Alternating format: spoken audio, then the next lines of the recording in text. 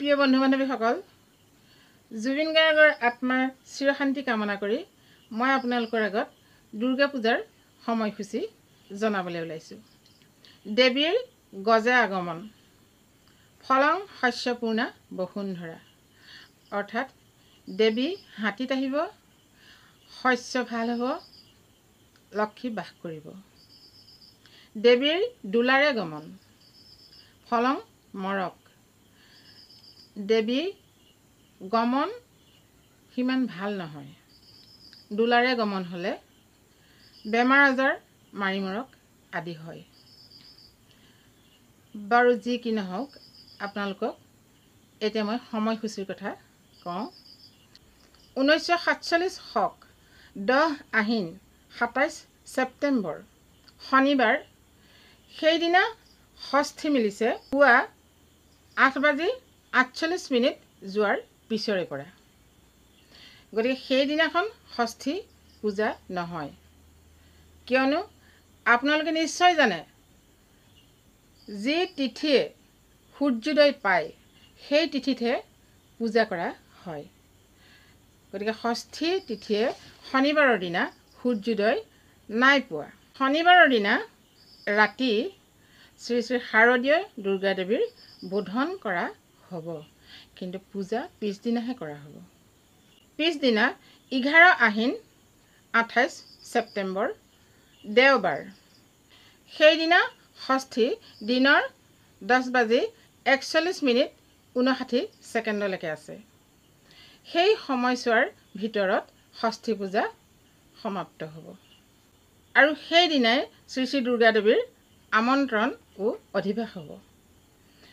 গতিকে দেওবাৰৰ দিনাহে অধিবাস হ'ব আৰু দুৰ্গা দেৱীক আমন্ত্ৰণ কৰা হ'ব, সেইদিনাই ষষ্ঠী। নিশ্চয় বুজি পাইছে। ইয়াৰ পিছদিনা 12 আহিন 29 ছেপ্টেম্বৰ সোমবাৰ, সেইদিনা সপ্তমী পূজা।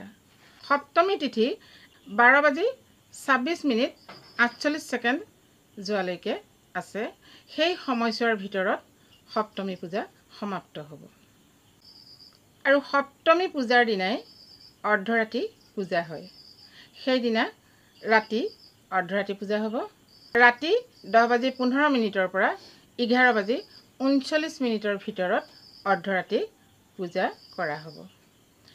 পিছদিনা 13 আহিন 30 ছেপ্টেম্বৰ মঙলবাৰ, সেইদিনা অষ্টমী পূজা।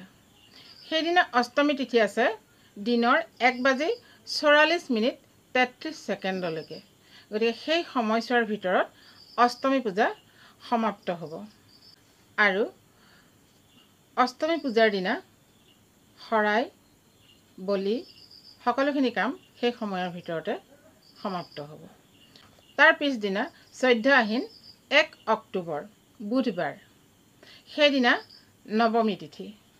নৱমী তিথি আছে দিনৰ 2:35:23 সেই সময়ছোৱাৰ ভিতৰত নৱমী পূজা সমাপ্ত হ'ব। নৱমী পূজাৰ দিনাই কুমাৰী পূজাও কৰা হয়। নৱমী পূজাৰ দিনা দেৱীৰ জিৰণি বুলি কওঁ, সেইদিনা দেৱীয়ে জিৰণি লয়। তাৰ পিছদিনা 15 আহিন 2 অক্টোবৰ গান্ধী জয়ন্তী। গতিকে বৃহস্পতিবাৰে দশমী তিথি মিলিছে দিনৰ 2:54:53 সময়লৈকে। সেই সময়ছোৱাৰ ভিতৰতে দেৱী বিসৰ্জন হ'ব। দশমী পূজা পূৰ্বাহ্ন ঘণ্টা 9:27:51 যোৱাৰ পৰা 2:54:53 যোৱা পৰ্যন্ত সেই সময়ছোৱাৰ ভিতৰত দশমী তিথি পূৰ্বাহ্ন মধ্যে শ্ৰী শ্ৰী শাৰদীয় দুৰ্গা দেৱীৰ দশমী বিহিত পূজা, সমাপনান্তে বিসৰ্জন প্ৰশস্তা, বিসৰ্জনান্তে অপৰাজিতা পূজা, বিজয়া দশমী কৃত। গতিকে সেইদিনা আমাৰ দুৰ্গা পূজা সমাপ্ত হ'ব। নিশ্চয় আপোনালোকে কথাখিনি বুজিব পাৰিলে, কিয়নো তিথি জানি থ'লে আমি চাকি দিয়া, শৰাই দিয়া এই কামখিনি সুকলমে কৰিব পাৰোঁ। ঘৰতে আমি চিন্তা কৰি সময় মিলাই ল'ব পাৰোঁ। যিহেতু যোৱা বছৰ অতি সোনকালে ৰাতিপুৱাৰ ভাগতে তিথি শেষ হৈছিলে, নিশ্চয় আপোনালোকে গম পায়। এই বছৰ আমি সময় অলপ পাইছোঁ। গতিকে তিথি জানিলে তিথিৰ ভিতৰত আমি শৰাই সঁফুৰা চাকি আদি দিব পাৰিলে মনটো ভাল লাগে। সেইকাৰণে আমি তিথিসমূহ জানিব লাগে। ইয়াৰ পিছত প্ৰতি তিথিতে দুৰ্গা দেৱীৰ নাম মই দি যাম। আপোনালোকে মোৰ চেনেলটো ছাবস্ক্ৰাইব কৰি থ'ব দুৰ্গা দেৱীৰ নাম শুনিবলৈ। আৰু এতিয়া ভিডিঅ'টো কেনে পালে জনাব। নেক্সট ভিডিঅ'ত লগ পাম। ধন্যবাদ।